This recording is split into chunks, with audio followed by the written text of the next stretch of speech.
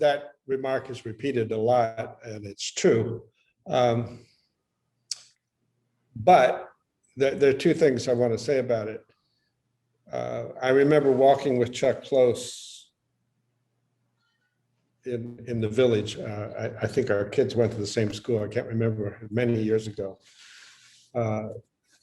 And he was talking about somebody asking him, you know, what do you do as an artist? He says, I get up in the morning, I take my daughter to school, and I go to work. And that's sort of what you're talking about. The issue of going to the teaching thing that you suggest, I think, is when somebody goes to study art, undergraduate or graduate. In fact, by the way, I'm not so keen, though I teach at a school that has a huge undergraduate department and a very good one. I think it's not a good enough education, particularly for a photographer. You need much more worldliness and a better liberal humanities background, I think. And then you should go to graduate school, which doesn't always happen. And because then the graduate study might be longer. But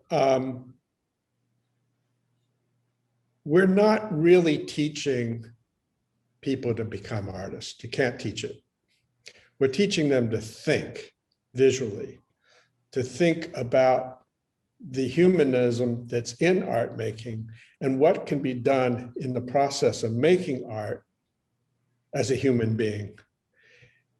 And the freedom and release that it gives you as a person and the development of your intelligence and your skills and all those things. It's true, most don't get into the fancy museum or into the fancy gallery, but many, many do.